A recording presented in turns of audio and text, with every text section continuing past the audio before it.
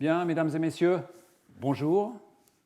Bienvenue à ce cours de la chaire Évolution des génomes et du développement. C'est un cours qui, cette année, s'intitule Mécanismes, contraintes et atavisme du développement au travers de l'étude de syndromes génétiques. Et c'est aujourd'hui la troisième leçon de ce cours qui va se dérouler de la façon suivante. Je vais d'abord traditionnellement vous rappeler quelques-uns des points importants que j'ai mentionnés la semaine passée au cours de la deuxième leçon. Et puis je vous parlerai de notions qui sont vraiment importantes pour la compréhension de la suite du cours, qui sont les notions de pléiotropie et de séquence enhancer. On parlera de malformation des membres d'un point de vue assez général, l'incidence dans notre société, en Europe, et les problèmes de classification des malformations des membres, qui, comme vous le verrez, ce problème est une question assez intéressante. Et puis nous commencerons par l'étude du syndrome de Liebenberg, avec un peu son histoire, les bases moléculaires, ce qui nous amènera à l'étude moléculaire assez poussée des mécanismes de régulation à distance du gène PITX1, puisque, comme nous allons le voir, c'est ce gène qui semble être impliqué dans ce syndrome de Liebenberg. Et pour mieux comprendre la fin du cours d'aujourd'hui, je passerai par quelques rappels de l'une ou l'autre technologie qui ont été utilisées dans l'étude que nous verrons à la fin de cette leçon. Voilà, laissez-moi revenir en quelques mots sur le cours de la semaine passée, au cours duquel, après avoir vu les mécanismes qui positionnent les membres le long de l'axe antéro-postérieur, le long du tronc, et les mécanismes qui déclenchent la pousse des membres, nous avons vu la semaine passée les mécanismes qui allongent ce membre et qui vont lui donner sa forme, ses proportions finales, en même temps que les polarités, les trois polarités essentielles, vont apparaître. Cet allongement des membres, il est en grande partie dû à un système de boucles rétroactives d'un petit réseau génétique qui est composé essentiellement des gènes que vous voyez là, gremlin, BMP, qui a une action négative sur la formation de cette crête apicale ectodermique qui va relâcher des facteurs de croissance, en particulier FGF8, et puis ce gène Sonic Hedgehog que vous voyez là. Et ce petit réseau génétique va former une boucle de rétroaction positive avec cette cytokine FGF stimulant la production de Sonic Hedgehog, qui va stimuler la production de gremlin, qui est un inhibiteur de la voie de signalisation BMP, cette voie de signalisation qui inhibe la formation de la crête apicale ectodermal ridge et la sécrétion de FGF8. Par conséquent, on a une inhibition d'inhibition, et cette boucle est une boucle positive qui va entretenir la croissance de ce membre, entretenir l'allongement de ce membre en produisant toujours plus de FGF. Mais une fois que ce FGF aura atteint une concentration suffisamment élevée, il va y avoir un feedback négatif sur un des composants de ce circuit, qui est ce gène gremlin. Et donc ce système, après avoir mis en œuvre une boucle positive, va contenir en lui-même cette boucle négative qui va donc stopper la croissance, la pousse de ce membre. C'est un système qui a été très étudié par le laboratoire de Rolf Zeller et de Eme Zuniga à Bâle. Et en même temps, en parallèle à cette croissance du membre, vont se mettre en place deux systèmes de signalisation qui sont opposés, l'un étant FGF8, donc dans la partie distale, l'autre étant l'acide rétinoïque par l'intermédiaire d'un gène qui s'appelle MIS, et 2, des gènes très intéressants que nous ne discuterons pas. Et en fait, ces deux signalisations opposées vont en quelque sorte aider à déterminer les grands segments du membre, d'abord la partie la plus proximale qui donnera le bras, puis la partie intermédiaire, etc.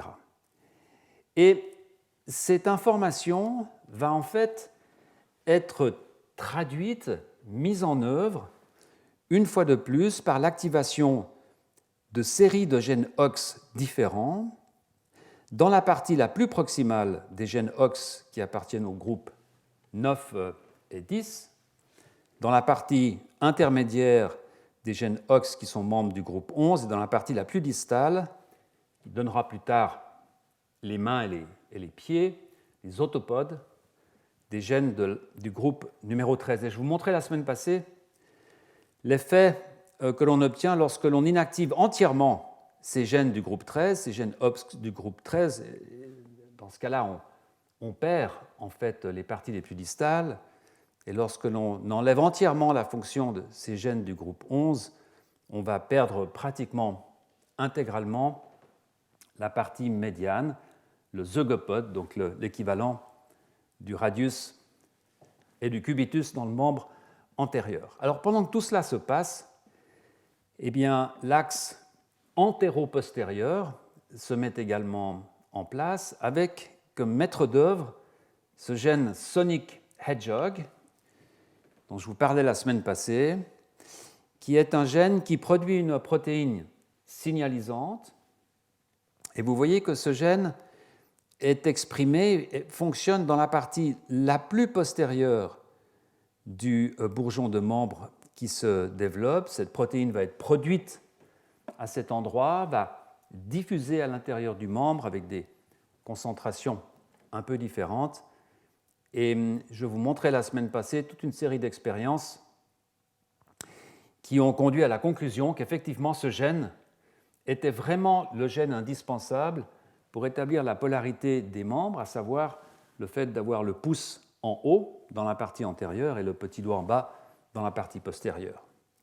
Et puis tout cela arrive en même temps, bien entendu, que la détermination du troisième axe, qui est l'axe dorso-ventral. Et là, c'est une fonction essentielle pour un gène qui s'appelle LMX1B, que vous voyez là, qui est un gène exprimé essentiellement dans le mésoderme dorsal, vous voyez, à l'exclusion du mésoderme ventral. Ce gène est sous le contrôle d'une voie de signalisation très connue qui s'appelle Wnt, la voie de signalisation Wnt, est un ligand particulier qui est produit par cette couche ectodermique ici que l'on voit à peine négative, qui produit du Wnt7A,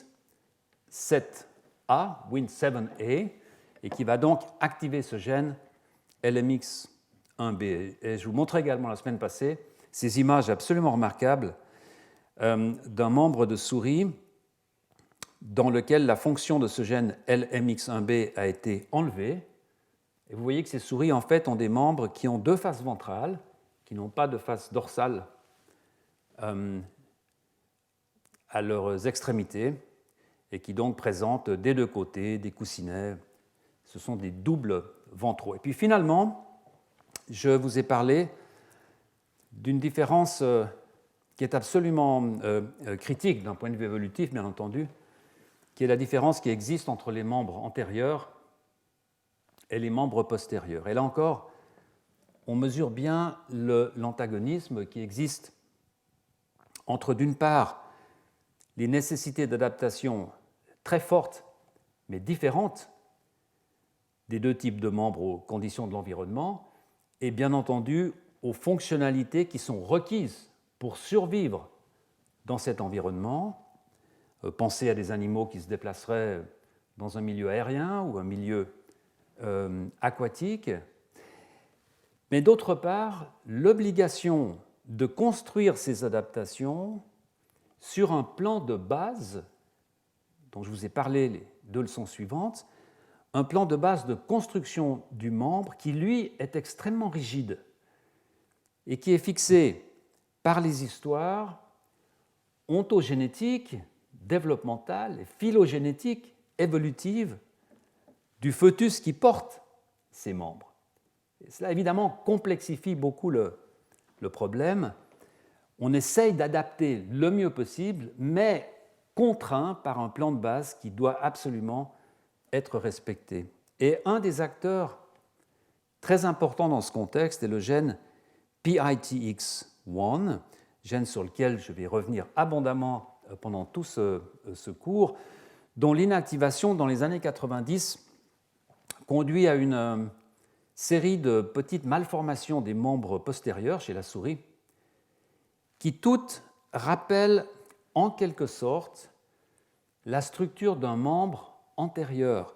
Et les auteurs à l'époque, le laboratoire de Jacques Drouin à Montréal, dans son résumé, met cette phrase qui est une phrase très prudente en disant que ressemble peut-être cependant, etc. On a l'impression finalement que chez les souris qui n'ont pas de PITX1, les pattes arrière ont un début de transformation homéotique en pattes avant. Tous ces gènes impliqués dans la mise en place de ces polarités sont extrêmement multifonctionnels et pour la plupart déjà largement utilisés dans des étapes plus précoces du développement. Et cela nous amène à la définition de cette notion très importante qui est celle de pléiotropie. Alors cette notion, elle est définie en 1910 par Ludwig Platé, qui à l'époque est un étudiant de Ernst Haeckel à Jena. Et Platé écrit « Je qualifie une unité génétique, aujourd'hui on dirait un gène, une unité de transcription, une unité génétique de pléiotropique si plusieurs caractéristiques en dépendent. Ces caractéristiques apparaîtront toujours ensemble et seront donc corrélées. » En fait, c'est un peu la définition d'un syndrome. Cette définition, elle est parfaitement correcte lorsqu'il s'agit, bien entendu, de la destruction d'un gène pléiotropique, mais Platé avait tort, bien entendu, de dire que ces caractéristiques apparaîtront toujours ensemble. Et pour illustrer la raison pour laquelle Platé avait tort, je vous montrerai la semaine passée cet exemple de l'épinoche à 3 épines, qui est un exemple extrêmement intéressant, qui a été analysé pendant de très nombreuses années par le groupe de David Kingsley à Stanford, aux États-Unis.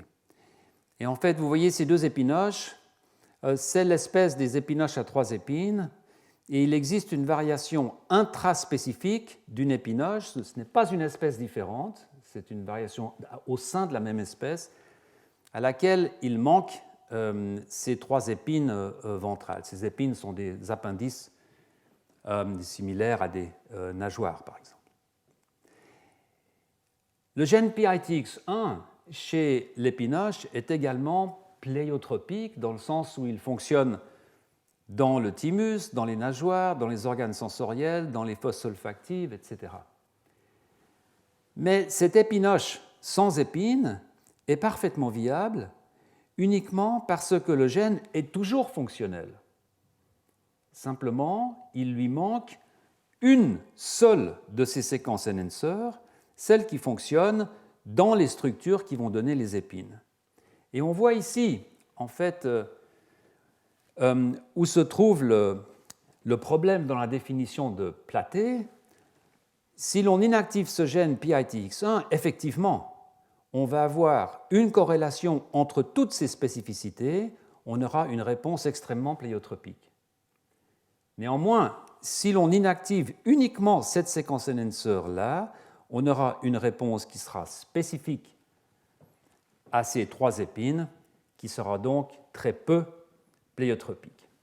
Alors aujourd'hui, on sait que cette pléiotropie, qui, comme je le disais, est très souvent associée à des gènes ayant une très grande importance pendant le développement embryonnaire, pour des raisons que je ne vais peut-être pas développer, est due en grande partie à l'accumulation de séquences enhancer aux alentours de ces gènes, dans ce qui a été appelé en 2003 des paysages de régulation. Et je vous montre ici un exemple fictif d'un tel paysage de régulation. Vous avez là une molécule d'ADN, un grand morceau d'ADN de peut-être 1, 2, 3 mégabases, des millions de paires de bases, avec un gène en noir ici, au centre. Et vous voyez que ce gène en lui-même ne contient pas vraiment des informations concernant sa spécificité, le temps auquel il doit être exprimé, les cellules, les tissus dans lesquels il doit être exprimé. Tout cela se trouve à l'extérieur, dans toute une batterie de séquences. Vous voyez ici, par exemple, des séquences qui sont nécessaires à l'expression de ce gène dans le système nerveux central, ici. Vous avez là d'autres séquences qui vont être nécessaires à l'expression de ce gène dans le futur cortex, et puis ici dans une région abdominale, etc., etc. Cette stratégie de régulation donne évidemment une certaine flexibilité évolutive pour adapter la fonction de gènes particuliers, soit en modifiant l'une ou l'autre de ces séquences, et c'est exactement ce que je vous montrais dans le cas de cette épinoche à 3 épines, soit en rajoutant une séquence, soit en la modifiant, soit en la dupliquant, soit en la changeant de position, etc. Et c'est donc un moyen très habile pour contourner l'aspect beaucoup plus stable et fixer des structures géniques elles-mêmes qui sont évidemment beaucoup plus complexes, beaucoup plus difficiles à modifier, puisque, comme vous le savez, les gènes sont quand même contraints par toute une série de caractéristiques, ne serait-ce que celle de devoir coder pour une protéine particulière. Alors j'avais montré dans le cours de l'année précédente cet exemple qui est très parlant, où l'on voit en vert ici un fœtus de souris, et l'on voit en vert tous les endroits différents où un gène particulier, il s'agit d'un gène OX, mais peu importe finalement, où ce gène peut être exprimé, vous voyez ici, dans un morceau d'intestin, dans les membres, dans le système nerveux central, ici dans une partie de la face, là vous voyez dans les follicules des moustaches. Et chaque fois, c'est une séquence de régulation, une séquence enhancer différente qui sera engagée pour contrôler ce gène, soit dans les membres, soit dans les moustaches, etc. Alors, ce qui est très frappant en regardant cette image, c'est que, évidemment, ces différents domaines d'expression n'ont pas le même âge évolutif. Prenez par exemple un système nerveux dorsal, cela existe depuis des centaines de millions d'années. C'est une caractéristique qui est apparue bien avant l'apparition des moustaches, qui est une caractéristique que l'on trouve que chez certains mammifères, bien entendu. Et donc, on peut commencer à récapituler l'apparition de ces séquences enhancer. Alors, laissez-moi maintenant terminer cette introduction en vous rappelant ces 3 points essentiels. Les membres se développent en réutilisant des composants génétiques qui sont tous déjà à l'œuvre pendant le développement de l'embryon. C'est ce qu'on appelle des phénomènes de cooptation.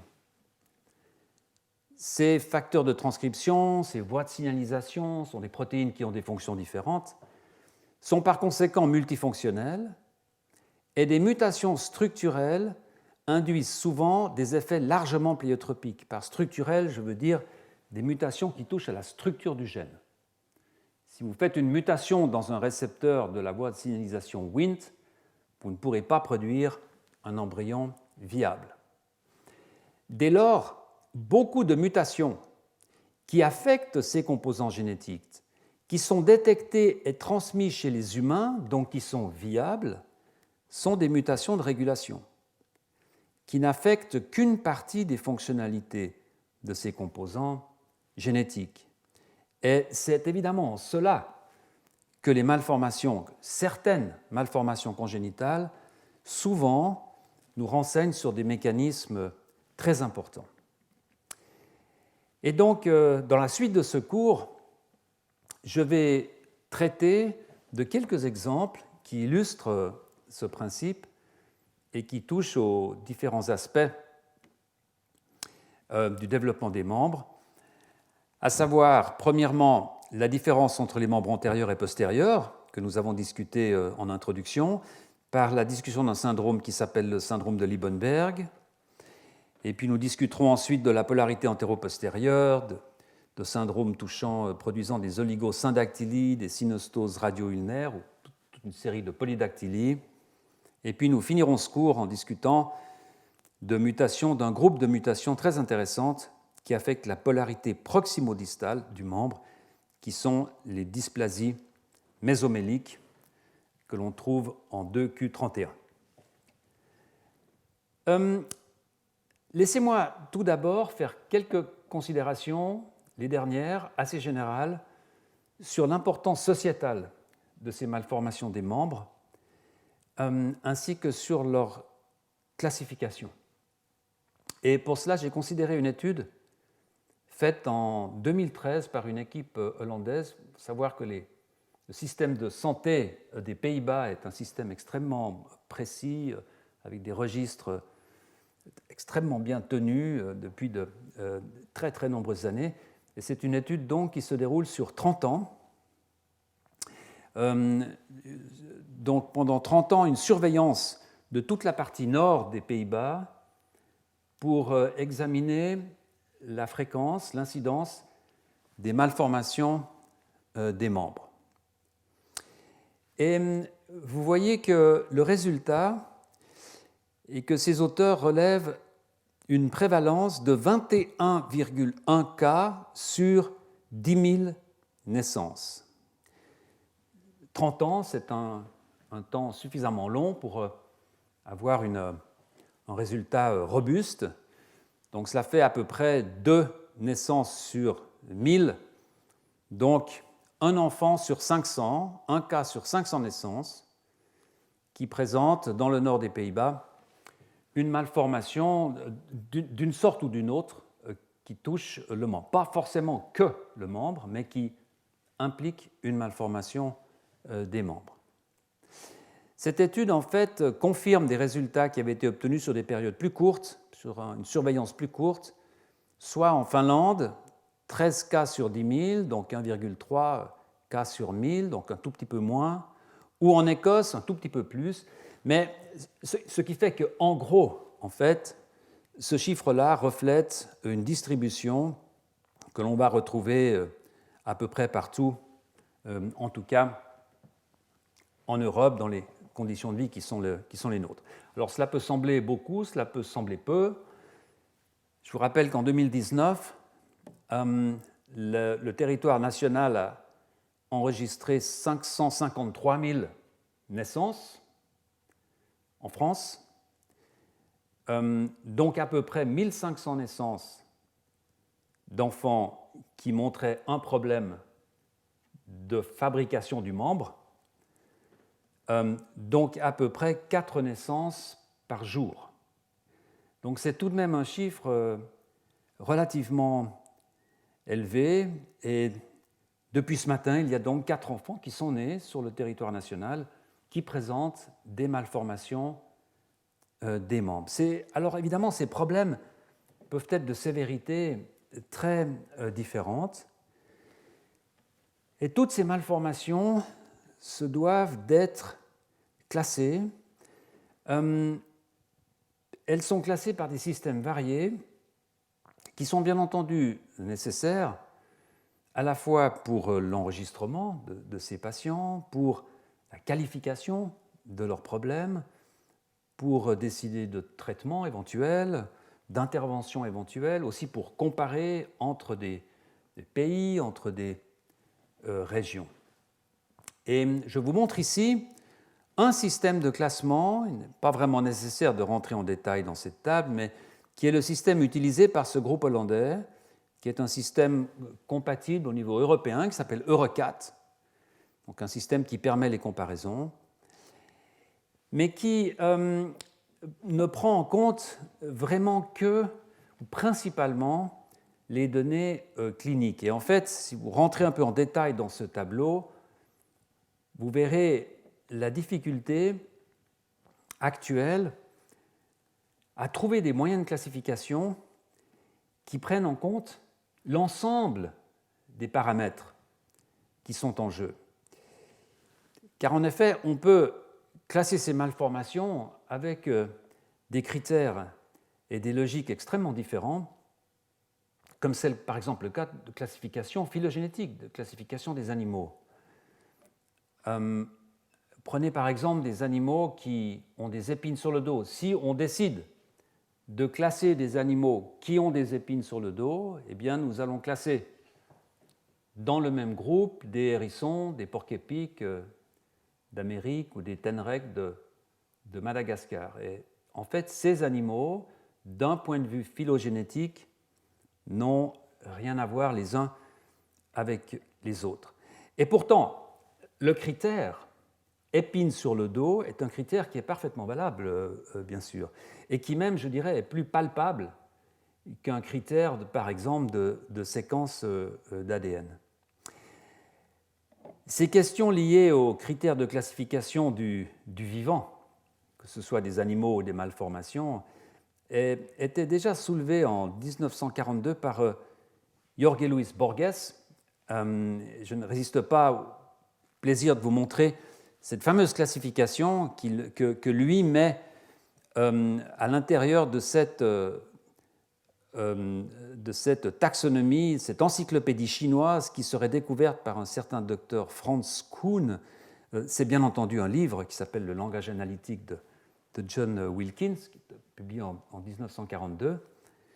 Et vous voyez que dans cette classification, qui dans le livre, bien sûr, dérive de cette encyclopédie chinoise, eh bien, on trouve les animaux qui viennent de casser une cruche, ou des animaux qui tremblent comme des malades. Et ces critères, en fait, ont pour la plupart une certaine logique. Elles révèlent des aspects réels de ces animaux, et donc, d'une façon ou d'une autre, nous renseignent sur leur qualité. Et de la même manière, les critères pour classer les malformations des membres sont extrêmement nombreux et correspondent à des perspectives très différentes dans l'approche que l'on a de ces malformations, donc dans l'ontologie que l'on va décider de prendre lorsque l'on considère ces problèmes génétiques. Je vous montre ici un exemple qui est tiré d'un livre que je mentionnerai dans la diapositive suivante. On peut par exemple dire que des malformations des membres touchent les membres antérieurs, touchent les bras. Ce sont des malformations des membres qui touchent les bras. Inversement, qui touchent les jambes. On peut aussi dire que ce sont des malformations qui affectent certaines caractéristiques, soit des bras, soit des membres. Par exemple, les polarités dont je vous parlais précédemment, polarité antéro-postérieure, proximo-distale. On peut aussi utiliser une terminologie clinique, exclusivement clinique. On peut dire que ces membres sont brachydactyles, syndactyles, électrodactyles. On peut utiliser une classification par mécanisme, dire toutes ces malformations sont dues à un problème dans ce même mécanisme, par exemple de fusion latérale ou de la croissance du membre. Et on peut dire également que certaines mutations peuvent être classées par gène, c'est-à-dire les mutations qui proviennent d'un problème dans le gène X ou dans le gène Y. Curieusement, ces différents paramètres sont relativement peu conciliables les uns avec les autres. Alors, bien entendu, les classifications cliniques contiennent en elles-mêmes des indications sur les autres paramètres. Brachydactylie, on voit bien que ça a à faire avec un mécanisme de pouce des doigts, n'est-ce pas ? Mais ces classifications ne représentent pas l'ensemble des critères. Par exemple, on peut avoir différentes mutations du même gène qui vont donner des phénotypes totalement différents. Et je vous montrerai un exemple la semaine prochaine où, en regardant deux patients avec des malformations complètement différentes, il est évidemment impossible de conclure que c'est le même gène qui est responsable. Et inversement, on peut avoir des patients avec des phénotypes pratiquement identiques, mais qui dérivent de mutations dans des gènes différents. Et donc, à cet égard, les terminologies cliniques sont par nature relativement descriptives et donc peu précises. Je vous parlais de la brachydactylie. Prenez par exemple la polydactylie que j'ai surlignée en rouge ici. Eh bien, on peut parler de polydactylie isolée, de polydactylie syndromique, de polydactylie préaxiale, de polydactylie postaxiale, etc., etc. Je mentionne ici une classification relativement récente, un ouvrage qui a été publié en 2014 par, entre autres, Stefan Mundlos, qui est un expert dans la génétique des membres.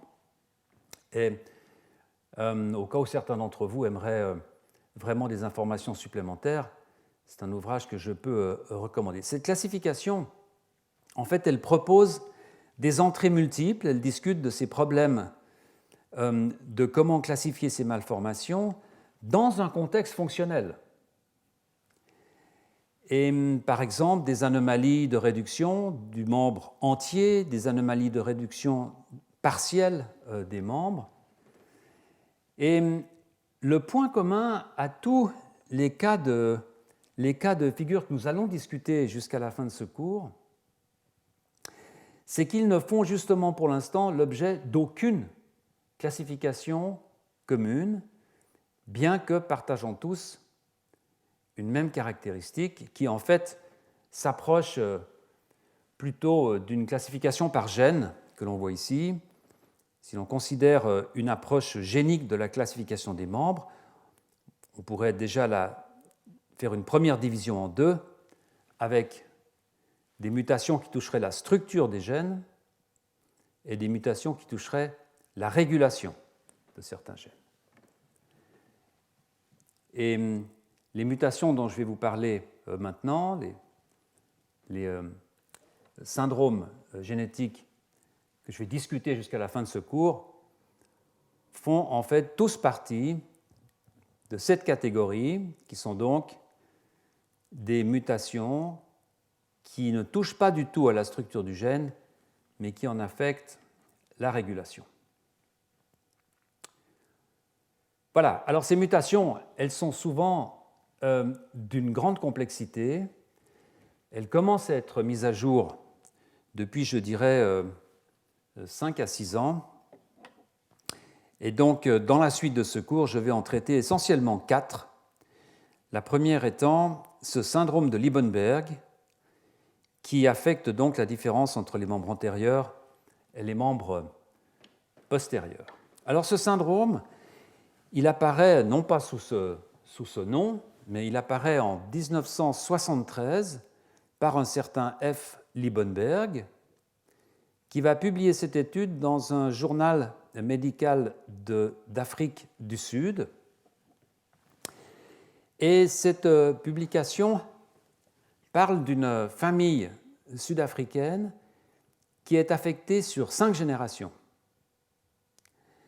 Plusieurs choses qui sont extrêmement intéressantes dans ce syndrome qui plus tard sera appelé syndrome de Liebenberg. Premièrement, seuls les membres antérieurs sont affectés. Deuxièmement, il s'agit d'un allèle semi-dominant. Autrement dit, c'est une mutation qui est active à l'état hétérozygote. Il n'y a pas d'individu porteur sain, comme dans d'autres mutations qui sont récessives.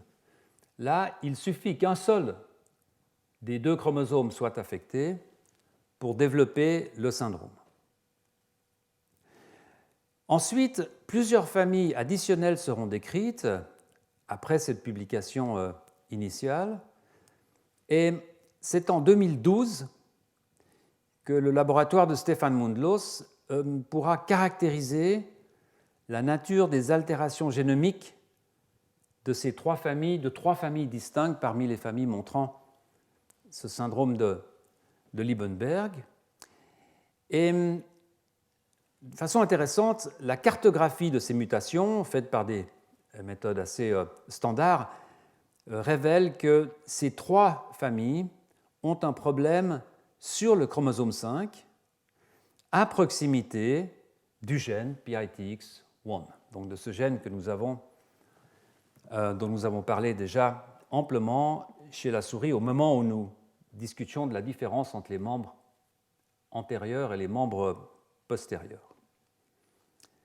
La première famille, c'est une grande famille, qui remonte sur 5 générations. C'est la famille qui était à l'origine décrite par Liebenberg. Et là, vous voyez ce travail en 2012 du laboratoire de Stefan Mundlos qui obtient des échantillons d'ADN de cette famille. Alors, je vous rappelle brièvement les clés de lecture de ces pédigrés génétiques. Les ronds représentent le sexe féminin, les carrés le sexe masculin. Lorsque l'on ne sait pas de quel sexe, de quel genre une personne était, ça peut arriver avec des morts à la naissance, enfin, peu importe, on a un losange. Lorsque ces signes sont blancs, c'est que les individus ne sont pas atteints. Lorsque les signes sont noirs, c'est que les individus sont atteints. Vous voyez ici ce petit trait qui signifie que la personne est décédés. Donc évidemment, quand vous remontez aux premières générations, tous ces gens-là sont bien évidemment décédés, c'était les ancêtres, dont on se souvient qu'ils étaient atteints, etc. Et lorsque vous avez ce petit P avec la flèche, c'est une indication que cette personne a été analysée, que l'ADN de cette personne a été analysé, et que cette personne a eu un tableau clinique, donc on dispose d'une description de cette personne, ainsi que d'un échantillon d'ADN. Alors c'est évidemment très important d'avoir ces tableaux, parce que l'on voit par exemple, si vous regardez ici, on voit que cette personne a été analysée, mais qu'on a également pu analyser sa sœur, ici, qui n'était pas atteinte. Donc on peut construire des comparaisons entre des génomes qui sont proches, qui sont soit affectés, soit qui ne sont pas affectés. Alors vous voyez ici des images de cette famille qui, bon, pour certains d'entre vous, ce sont des bras qui sont curieux, en fait. Alors on ne peut pas dire d'emblée que ce sont des bras qui ressemblent à des jambes.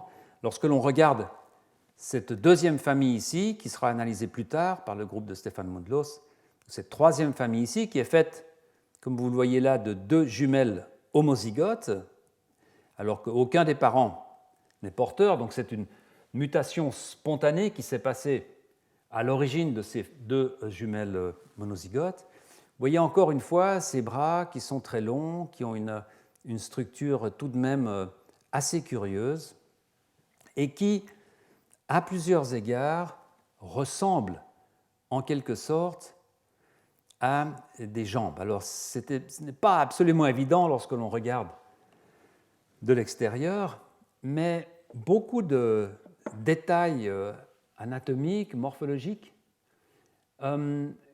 conduisent à cette conclusion qu'on a une sorte de tendance à arriver à une structure de jambe. Et je vous en montre certains ici. Vous avez là sur la gauche des clichés qui montrent une personne de cette famille qui n'est pas affectée, et puis ici la famille 1 et 2, et là la famille 3. Et par exemple, vous voyez qu'au niveau du coude, il y a chez ce patient une quasi-disparition de cette masse osseuse, de l'olecrâne ici, une disparition de cette masse osseuse, alors que, à l'inverse, la tête de l'humérus distal ici, est très massive, très osseuse, alors qu'elle ne l'est pas dans un individu normal.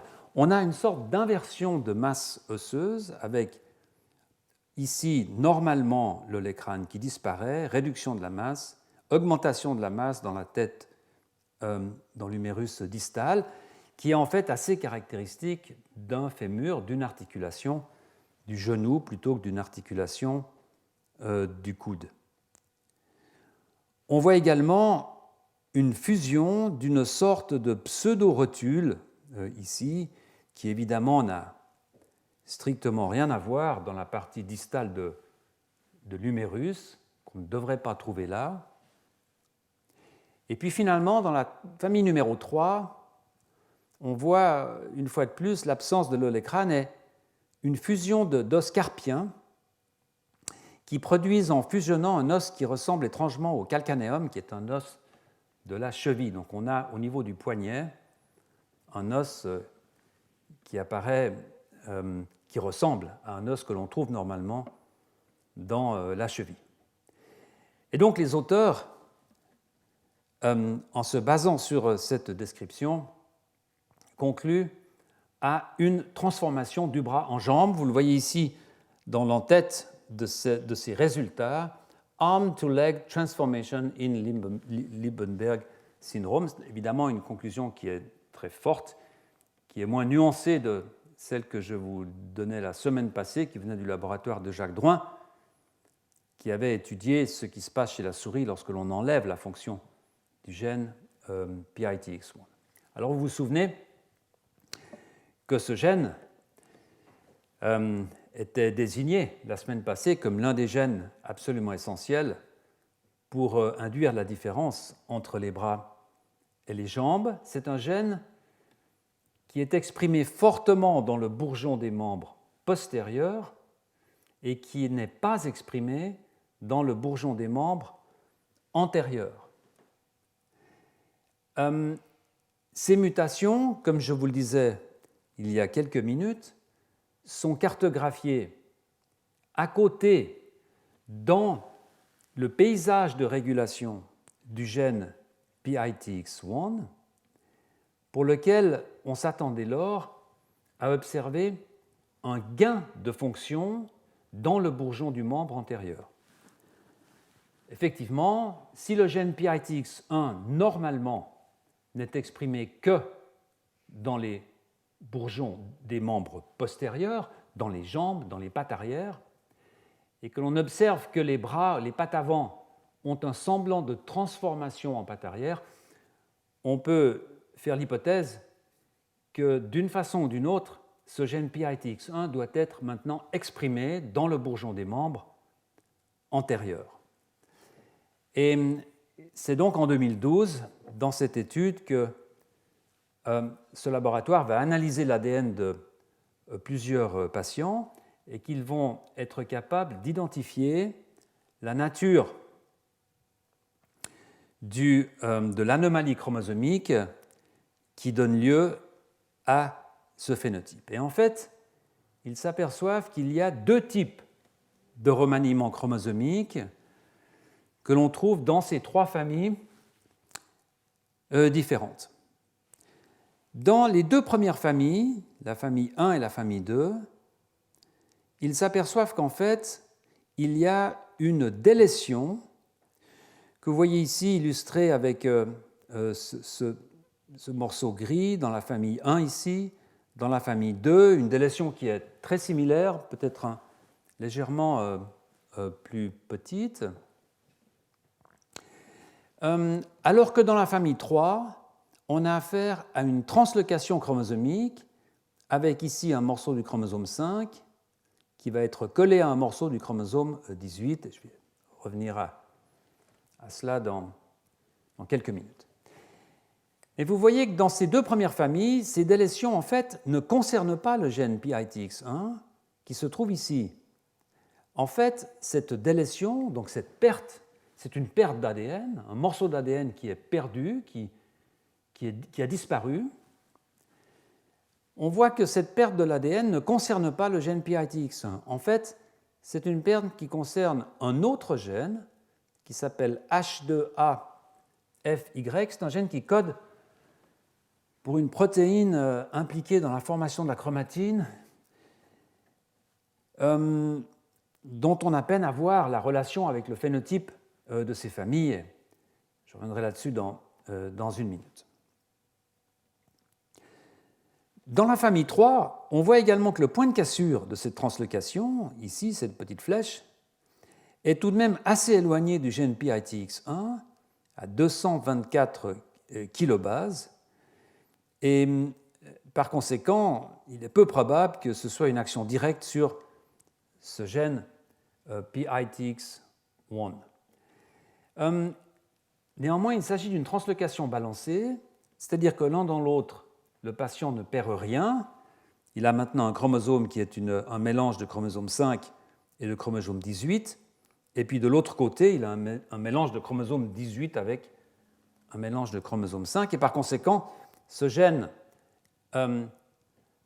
H2AFY n'est pas perdu chez ce patient. Il est simplement parti sur un autre chromosome. Il est fonctionnel sur un autre chromosome. Et par conséquent, l'hypothèse que la délétion de ce gène particulier pourrait être la cause du syndrome de Liebenberg est rapidement éliminée, et les auteurs vont donc se concentrer sur une autre explication possible. Et l'explication qui reste, l'explication possible, c'est que en fait, ces remaniements chromosomiques, soit ces délétions que vous observez ici, soit cette translocation avec ce point de cassure, d'une façon ou d'une autre, vont changer les relations qui existent entre des séquences de régulation, des séquences enhancer et le gène PITX1. Alors cette notion d'enhancer, laissez-moi vous la remémorer avec une seule image, qui est une image que j'ai prise d'une revue de Walter Schaffner, qui est la personne qui a découvert ces séquences enhancer. C'était en 1981, il y a 40 ans. Ce sont des séquences que vous voyez là en vert. Vous avez ici une illustration d'un gène avec ces séquences de régulation que je vous montrais tout à l'heure sur ce dessin fictif, des séquences qui peuvent avoir une action positive sur le promoteur de ce gène, ici, celle-ci par exemple, sur le promoteur de ce gène également. Par contre, vous voyez qu'une séquence enhancer qui serait localisée ici ne pourrait pas atteindre ce promoteur, car il pourrait y avoir ici une séquence que l'on appelle une séquence d'insulation qui en fait empêche cette séquence enhancer d'atteindre le promoteur. C'est de cette façon que se construisent ces paysages de régulation. Ce sont donc des séquences qui peuvent potentialiser l'activité des gènes en leur donnant souvent une spécificité particulière. Et surtout, ce que j'aimerais vous rappeler, pour comprendre la suite de cette leçon, c'est qu'on peut révéler la spécificité de l'activité d'une de ces séquences enhancer en utilisant un système hétérologue, un système de transgenèse, en produisant par exemple des souris transgéniques qui contiennent une séquence enhancer, peu importe laquelle, devant un promoteur, peu importe vraiment lequel, et un système de gènes rapporteurs. Alors, je vous montre un exemple ici. Vous avez un gène, c'est un exemple réel, vous avez un gène qui est un gène OX, mais peu importe, avec deux séquences enhancer pour schématiser, une qui est spécifique des organes génitaux externes, une qui est spécifique de la main et du pied. Si vous prenez cette séquence enhancer, que vous la sortez de ce contexte génomique et que vous l'introduisez en amont d'un promoteur qui lui-même conduit un gène qui code pour une protéine fluorescente, si l'on produit une souris transgénique qui contient cette construction, eh bien on va avoir de la fluorescence aux endroits où ce promoteur fonctionne, c'est-à-dire aux endroits qui vont être définis par cette séquence enhancer. Vous voyez que dans ce cas-là, on a cette fluorescence très forte dans le bout des membres, parce que cette séquence enhancer a une spécificité pour les mains et pour les pieds.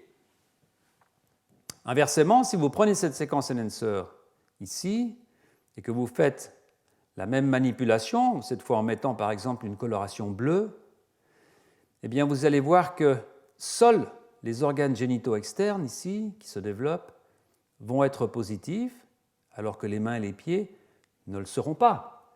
Puisque vous n'avez pas pris cette séquence, il n'y a aucune raison que les mains et les pieds soient positifs. Lorsque vous regardez l'expression de ce gène ici, l'expression totale en regardant où se trouvent ces ARN, eh bien vous allez voir évidemment qu'ils se trouvent à la fois dans le bout des membres, dans les mains et les pieds, et dans les organes génitaux. Alors, il existe actuellement des moyens assez puissants pour déterminer la présence de séquences enhancers qui sont actifs dans différents tissus. Et pour ceux d'entre vous qui seraient intéressés dans les détails, je vous renvoie à mon cours de l'année passée. Mais sachez qu'il existe des librairies aujourd'hui d'enhancers, ce sont en fait des collections des listes de coordonnées génomiques que l'on peut consulter pour voir si une de ces séquences se trouve dans un endroit qui vous intéresse en particulier. Par exemple, on peut interroger, si on s'intéresse à ce gène en particulier, on peut interroger ces banques de coordonnées en disant est-ce que je pourrais avoir toutes les séquences enhancer qui ont une spécificité pour les organes génitaux. Et on regarde s'il y en a une qui va se trouver dans cette région du génome par les coordonnées, avec un début ici, une fin ici, les coordonnées génomiques que cette librairie de coordonnées va vous donner. Et donc, si l'on revient à notre schéma de PITX1, eh bien, on peut faire la même chose et on peut demander à une librairie, y a-t-il dans ce locus des séquences enhancers qui seraient susceptibles de fonctionner dans les membres? Et s'agissant des deux premières familles, vous voyez ce point vert ici, qui est cette séquence HS1473, qui semble pouvoir exercer une spécificité sur le gène PITX1. Cette séquence, bien entendu, disparaît dans cette famille numéro 3, qui a un point de cassure, une translocation ici. Mais vous voyez que cette translocation apporte un morceau du chromosome 18 qui lui-même contient deux enhancers qui semblent aussi pouvoir fonctionner dans les membres. Alors, ces auteurs vérifient la spécificité de ces séquences. Laissez-moi d'abord vous montrer cette séquence HS1473 qui va être donc introduite dans un système hétérologue avec un promoteur, peu importe lequel, et puis un gène qui code pour la bêta-galactosidase, le gène LACZ, pour détecter l'activité en bleu. J'ai mentionné ici au passage les sources de ces librairies de coordonnées d'enhancers. Et en fait, vous voyez que cet enhancer HS1473, lorsqu'il est introduit comme transgène dans la souris, est capable de diriger l'activité de ce promoteur quelconque dans les membres, dans les bourgeons de membres, postérieurs et antérieurs. C'est évidemment un point absolument essentiel.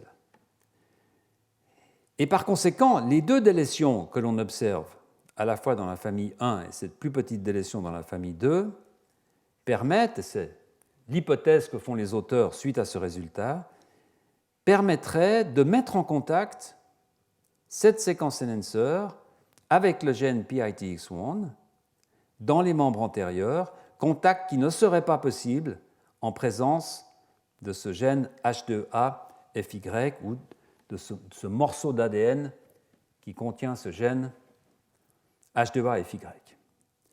Dans le cas de la famille 3, on a une situation qui est relativement similaire, puisque vous voyez que cet enhancer ici, HS1440, lorsqu'il est également introduit dans une souris transgénique, peut aussi conduire l'expression de ce gène reporter dans le membre postérieur, mais également dans le membre antérieur. Et donc là aussi, la conclusion est que la translocation met en contact la séquence enhancer HS1440 avec le promoteur du gène PITX1 dans les membres antérieurs, et par conséquent, PITX1 va être activé transcriptionnellement, va produire des ARN, des protéines dans le membre antérieur, là où il ne devrait pas y en avoir, et ce membre va progressivement commencer à se transformer en membre postérieurs. Alors ceci, bien sûr, c'est une hypothèse, et il s'agit de proposer une démonstration fonctionnelle. Et la première question que l'on peut se poser, c'est que se passe-t-il effectivement lorsque l'on exprime la protéine PITX1 dans le bourgeon de membre antérieur? Et donc cette expérience va être faite, encore une fois, par ce laboratoire de Stefan Mundlos, en remplaçant simplement le gène reporteur, le gène qui fait de la fluorescence, ou peu importe, par l'ADN complémentaire, le cDNA, du gène PITX1. Donc nous avons comme construction l'enhancer 1473, donc un enhancer qui est puissant, qui fonctionne dans les membres postérieurs et dans les membres antérieurs. Derrière, on va mettre un promoteur, et puis derrière, le cDNA pour le gène PITX1. Le résultat, c'est que cet enhancer va activer ce système dans les membres postérieurs et antérieurs et va donc produire de la protéine PITX1. Alors cette expérience est faite, on produit des souris transgéniques. J'ai mentionné ici en bas que c'est un travail qui avait également été fait dans un système un peu différent mais similaire par le laboratoire de Malcolm Logan, quelques années auparavant. Et vous voyez ici le résultat qui est un résultat... Laissez-moi peut-être ne pas rentrer dans tous les détails, mais si l'on regarde avec un peu d'insistance, on va voir qu'on perd chez ces souris, on perd l'olécrane dans le membre antérieur. On va avoir un zygopode proximal, donc une partie intermédiaire du membre, dans sa partie proximale, qui ressemble au tibia proximal. Et on va avoir une fusion d'os carpien qui, comme je le disais tout à l'heure, dans les patients souffrant du syndrome de Liebenberg, qui ressemble au calcanéum, donc à un os que l'on trouve normalement dans la cheville. Et donc, ces souris, en quelque sorte, reproduisent certaines des caractéristiques du syndrome de Liebenberg, ce qui va conduire les auteurs à confirmer leur hypothèse de départ, comme quoi le syndrome de Liebenberg serait dû à un gain de fonction du gène PITX1 qui lui-même serait dû à l'établissement de contacts illégitimes dans le membre antérieur avec des enhancers que normalement ce gène ne devrait pas contacter. Alors une étude supplémentaire faite par ce groupe viendra un peu plus tard confirmer cette hypothèse en utilisant une branche différente de cette famille initiale. Et donc en 2013, le schéma général est le suivant, par lequel, dans le membre postérieur, on a un enhancer, ici, qui est capable de contacter, d'activer le gène PITX1 dans les bourgeons de membres postérieurs seulement, mais qui, dans les bourgeons de membres antérieurs, n'est pas capable de le faire. Alors, pour commencer à comprendre comment ces deux régulations peuvent être différenciées, comment est-ce possible que cet enhancer puisse agir d'une certaine façon dans le membre postérieur et d'une façon différente dans le membre antérieur, ce qui, encore une fois, évolutivement, est un point absolument critique, puisque cela va conduire à une possibilité d'adaptation massive de ces différentes structures. Pour commencer à comprendre cela, eh bien, il faudra attendre 2018 et une publication, encore une fois, du laboratoire de Stefan Mundlos, mais qui cette fois, le travail sera fait par Björt Kragenstein et sous le contrôle de Guillaume André. Et la conclusion de cette étude est qu'en fait, une grande partie de ces spécificités différentes, une grande partie des raisons pour lesquelles ce système fonctionne différemment dans le bourgeon du membre antérieur, dans le bourgeon du membre postérieur, c'est que la structure du chromosome, la structure de la chromatine est différente dans ces deux contextes. Alors avant de rentrer en détail dans cette étude, me semble utile, là encore, de faire un rappel de quelques notions qui touchent précisément à l'organisation du génome et de la chromatine, et aussi de présenter brièvement deux des approches expérimentales qu'il est absolument nécessaire de comprendre avant d'aborder cette étude et les études suivantes que je vous présenterai dans la fin de ce cours. Alors je vous montre ici des chromosomes. Vous avez reconnu évidemment les chromosomes sexuels, le chromosome X sur la gauche, le chromosome Y sur la droite. Ces chromosomes ont un aspect un peu plumeux, un peu comme des pelotes de laine. Et si l'on prend un de ces fils et que l'on se met à tirer, on va révéler toute une série d'enroulements et d'enroulements. On va premièrement tirer un enroulement qui sera une fibre d'à peu près 300 nanomètres d'épaisseur. Vous voyez, quand on continue à tirer, on va avoir un enroulement, un déroulement de ce déroulement, en fait, avec une fibre qui, elle, fera à peu près 30 nanomètres. Et puis si on continue à tirer sur ce fil, eh bien, on va arriver au dernier enroulement, qui est ce petit enroulement qu'on a là, d'à peu près 10 nanomètres de diamètre, et puis ensuite à cette molécule d'ADN. Et vous voyez qu'en fait, ces chromosomes sont bien sûr faits d'une molécule d'ADN, mais avec énormément de protéines autour qui sont également nécessaires à l'empaquetage de cette structure. Vous voyez que l'épaisseur de cette molécule d'ADN, c'est 2 nanomètres, 2 milliardièmes de mètre, et que chacune de nos milliards de cellules contient à peu près 2 mètres d'ADN. Donc vous comprenez pourquoi cet ADN doit être empaqueté de façon extrêmement dense pour pouvoir rentrer dans le noyau de chacune de nos cellules. Cet empaquetage est évidemment important, mais il ne peut pas être fait n'importe comment, parce que le génome doit fonctionner. Et il doit fonctionner de façon différente dans des cellules différentes. Et donc, il va y avoir toute une série de contraintes, de recettes dans la façon dont cet ADN est empaqueté au sein du noyau. Ces structures que vous voyez là, qui sont les dernières structures que l'on observe lorsque l'on tire cette molécule de chromatine, ce sont ce qu'on appelle des nucléosomes, ces structures de 10 nanomètres à peu près. Ces nucléosomes sont constitués d'un mélange de protéines qui s'appelle les histones. Vous voyez ici un corps, un nucléosome qui est fait en fait de 2 fois 4 sous-unités, 2 fois 4 unités, 4 types d'histones, parmi lesquels cette histone numéro 3, ici, il y a 2 copies de l'histone 3.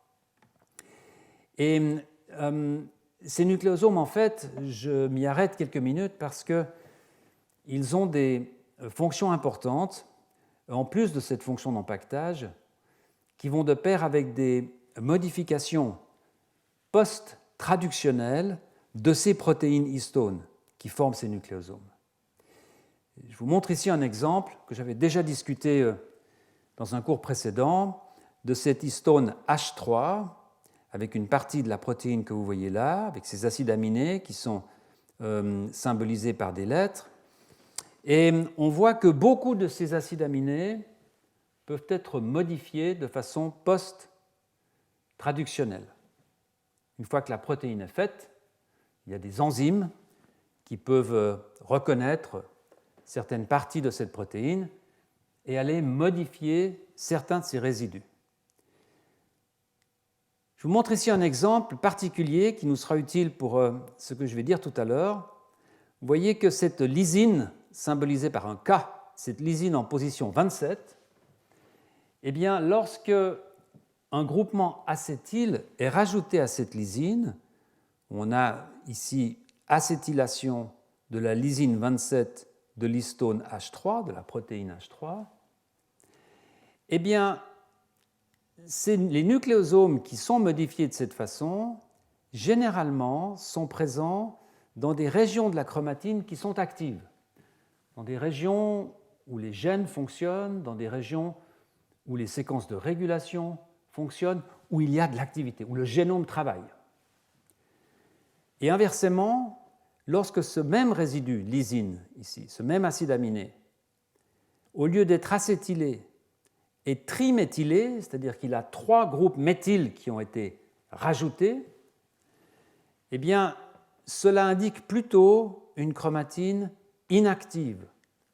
C'est un endroit du génome où les gènes ne fonctionnent pas, ou peu, où les séquences de régulation sont au repos, en fait. Et donc, il existe des anticorps qui reconnaissent ces modifications, qui reconnaissent particulièrement quand cette lysine 27 est acétylée, quand cette lysine 27 est triméthylée, et on peut utiliser ces anticorps pour aller voir de façon biochimique, moléculaire, où se trouvent dans le génome les régions qui sont soit acétylées, soit triméthylées, soit les modifications possibles et imaginables que l'on peut faire à ces protéines histones. Comment cela fonctionne-t-il? Eh bien, si l'on dispose d'un anticorps qui reconnaît cette lysine quand elle est acétylée, par exemple, eh bien, l'on peut utiliser cet anticorps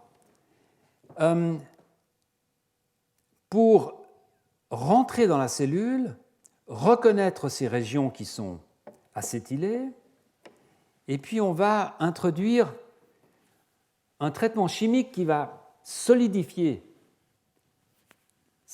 avant de traiter à l'anticorps, qui va solidifier cette liaison entre une protéine particulière. Ce schéma correspond en fait à une protéine particulière qui se lierait à de l'ADN. La méthode est pratiquement la même lorsque l'on veut regarder des modifications de la chromatine.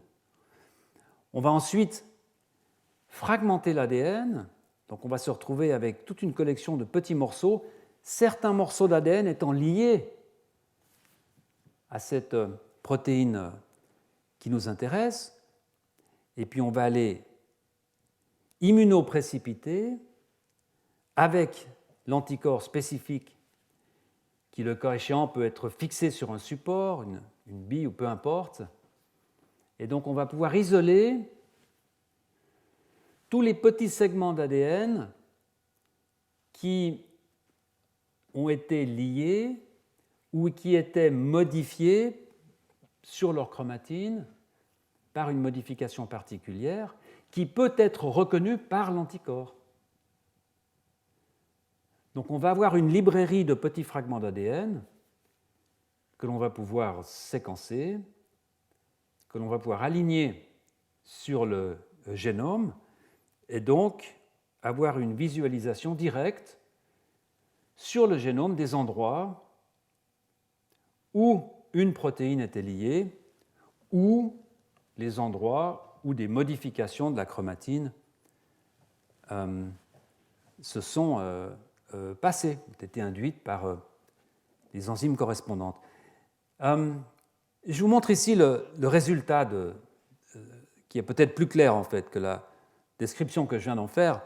Vous voyez que la ligne du haut qui concerne une de ces approches que l'on appelle ChIP-seq pour immunoprécipitation de la chromatine suivie par une séquence à haut débit.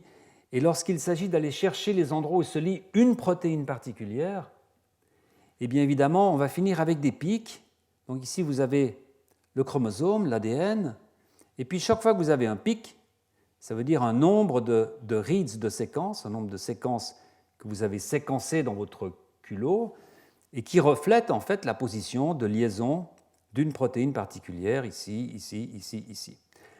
Lorsque vous faites la même expérience avec des modifications de la chromatine, de modifications par exemple de cette histone H3, d'une acétylation à cette lysine 27, eh bien vous voyez un profil qui est très différent, puisque évidemment une grande partie des nucléosomes vont être modifiés, et donc au lieu d'avoir des pics, on a un ensemble, toute une région qui va être positive. Cela veut dire qu'en fait, de cet endroit-là à cet endroit-là, on a une partie qui est relativement enrichie en modification de cet histone, et donc une partie du génome qui fonctionne, qui est au travail. Vous voyez ici, par exemple, c'est un groupe de gènes. Eh bien, vous voyez que ces gènes-là sont au travail, alors que ces gènes-là, en fait, ont déjà arrêté, et ne fonctionnent plus, en tout cas, dans ces cellules particulières.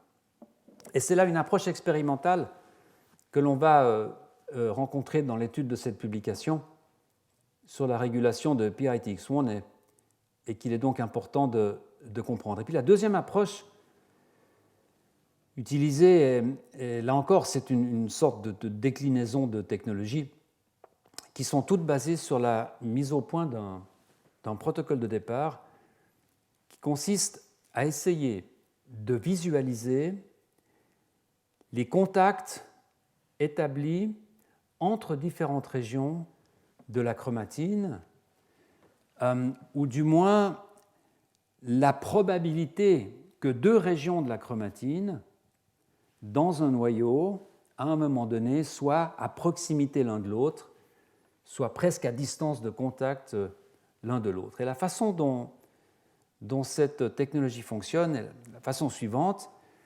Imaginez que vous avez ici un gène en noir et que vous avez ici une séquence enhancer en vert et que ces deux séquences soient obligées d'être à proximité ou de se contacter pour que ce gène fonctionne.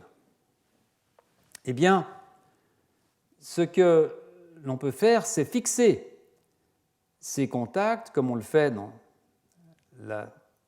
l'approche que je vous ai montrée précédemment, traiter chimiquement ces cellules pour renforcer ce contact, pas que ce contact ne disparaisse, et puis ensuite fragmenter cet ADN.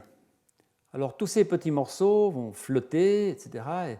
Et ce morceau-là va rester ensemble parce qu'il y aura un contact, donc on va avoir ce morceau d'ADN ici, ce morceau de chromatine, disons ici, qui vont rester ensemble parce qu'il y aura ce point de contact.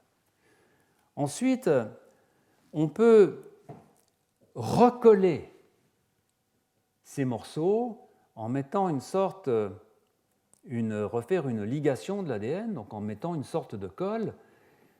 Et évidemment, les morceaux flottants dans le milieu vont se recoller les uns aux autres, mais avec une probabilité qui sera beaucoup plus basse que les fragments qui sont proches les uns des autres. Donc on va avoir préférentiellement un recollage de ces fragments ici, donc de deux morceaux d'ADN qui en fait proviennent de deux endroits différents de la chromatine. Et c'est ce qui est illustré ici en bleu et en rouge. En fait, là j'ai mis rouge-rouge, mais ici on aurait bleu et rouge. On va dès lors avoir des molécules d'ADN qui seront circulaires. On va pouvoir enlever le cross-linking et puis séquencer. Et on va donc obtenir des séquences qui seront des séquences mixtes, une séquence chimérique, entre deux morceaux d'ADN qui ne sont pas forcément adjacents, qui seront peut-être localisés à 100, 200, 300 kilobases. Mais le fait que ces deux morceaux soient séquencés en même temps, dans la même molécule, sera indicatif que d'une façon ou d'une autre, ces morceaux étaient proches l'un de l'autre quand on a fixé le système. C'est une technologie qui a été développée en grande partie par Job Decker aux États-Unis, et en particulier il y a de nombreuses années quand il était dans le laboratoire de Nancy Kleckner.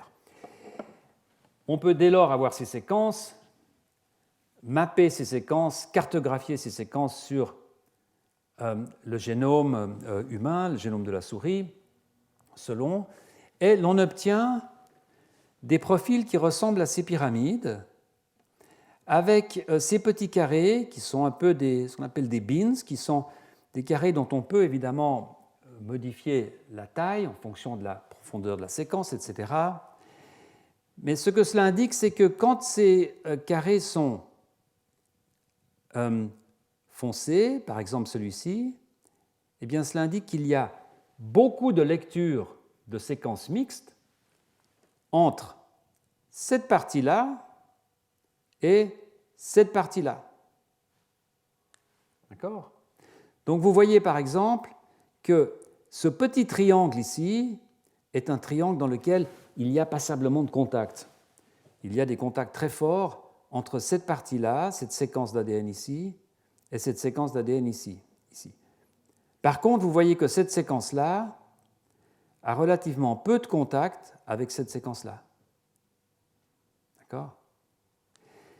Alors vous voyez que en fait, ces cartes se présentent avec ces sortes de pyramides qui en fait reflètent un niveau d'organisation de la chromatine dont je vous parlais tout à l'heure en tirant sur cette fibre de chromatine. Et en fait, ces domaines qui furent à l'origine décrits par le laboratoire de Edith Hurd, qui est collègue ici au Collège de France, en collaboration avec Job Decker, et les laboratoires de Bigren et de Giacomo Cavalli, furent appelés TAD pour des domaines d'association topologique, je ne sais pas exactement comment traduire ça en français.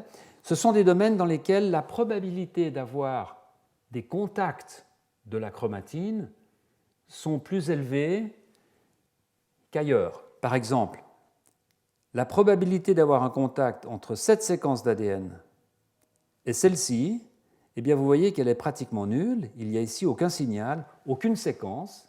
Okay. Donc, à l'intérieur de ces pyramides, il y a des probabilités élevées.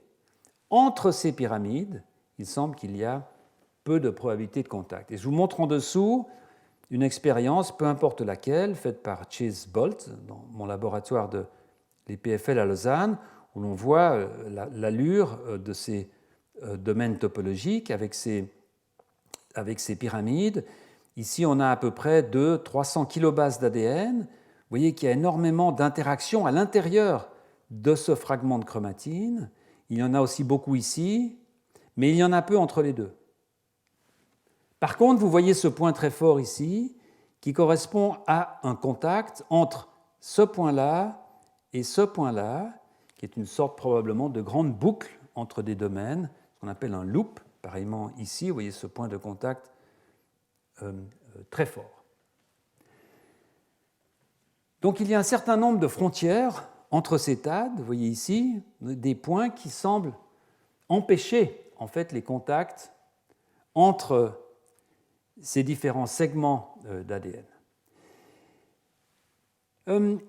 Ces différents domaines d'ADN, de façon très intéressante, semblent correspondre à des domaines d'action d'enhancers pour des cibles géniques précises.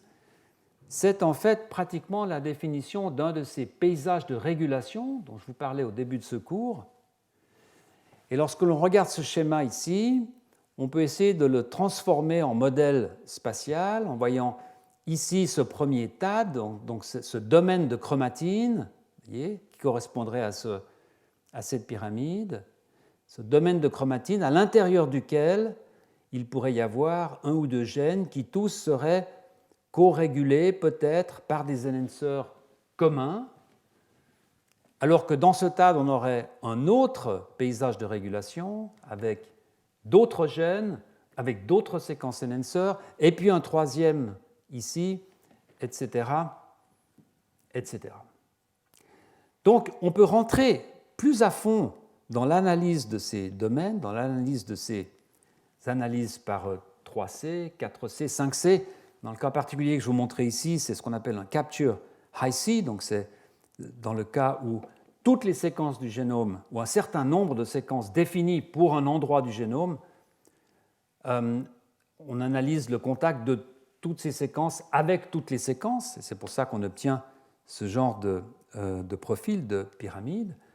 On peut aussi extraire de ces datasets un point précis et demander, à partir de ce point précis de la chromatine, quels sont tous les contacts que je peux établir à gauche, à droite, en haut, en bas.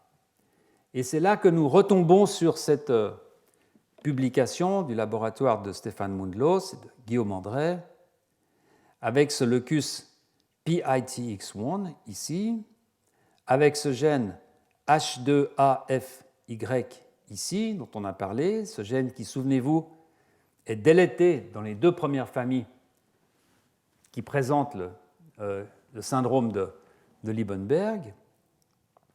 Et l'expérience que vous voyez là est une expérience dans laquelle les auteurs ont pris une séquence qui est en plein centre du gène PITX1. Et la question qu'ils posent, à partir de ce dataset, c'est quelles sont les autres séquences d'ADN que je contacte à partir de ce morceau, de ce gène PITX1.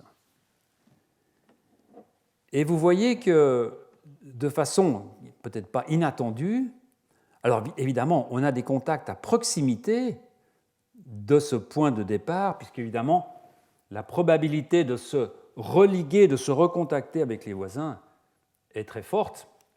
Par conséquent, on ignore cette partie-là. Vous voyez qu'ici, il y a peu de contacts, et ici un contact très fort, ici un contact, ici un petit contact, et ici un contact. Alors, ces régions vont être définies comme RA, RA2, RA3, RA4, RA5.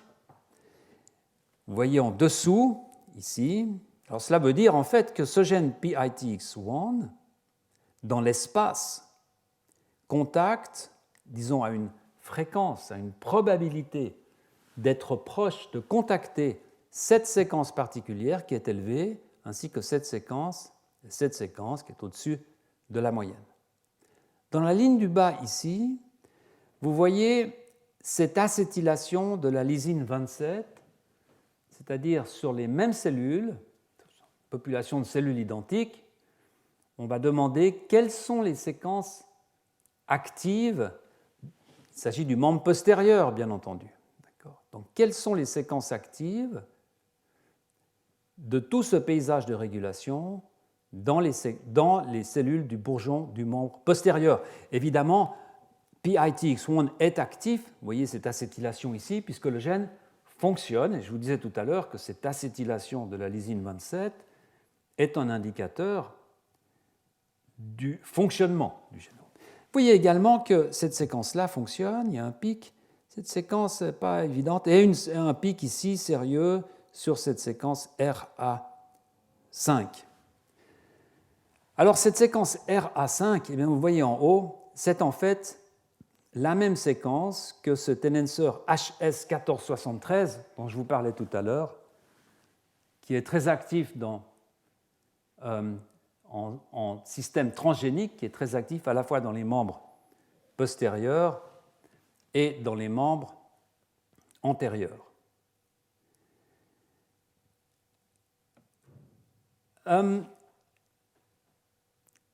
Ces séquences vont être maintenant vérifiées dans des systèmes transgéniques, séquences un tout petit peu différentes. Vous voyez qu'ici, la spécificité de cette séquence va répéter ce qu'on voyait tout à l'heure sur la spécificité de la séquence 1473, ce n'est pas une surprise. Ces auteurs vont dès lors appeler cette séquence PEN, pour une raison qui n'est pas hyper claire, plutôt que HS1473, mais ce sont les mêmes séquences. Vous voyez que cette séquence au milieu ici, en fait, ne sera pas active en transgenèse dans les membres postérieurs ou antérieurs. C'est une séquence qui est active dans l'hypophyse en développement, l'hypophyse, souvenez-vous, pituitaire en anglais, d'où le nom de ce gène PIT, puisqu'il fut isolé à l'origine de par sa fonction dans le développement de l'hypophyse. Vous voyez ici la poche de Rathke, qui plus tard deviendra l'hypophyse. Donc nous avons ici un enhancer, une séquence enhancer, qui fonctionne à la fois très bien dans le membre postérieur et dans le membre antérieur. Mais souvenez-vous, lorsque l'on regarde l'expression du gène PITX, on s'aperçoit qu'il est exprimé très fort dans le gène postérieur mais qui n'est pas exprimé du tout dans le gène antérieur. Comment cela est-il possible?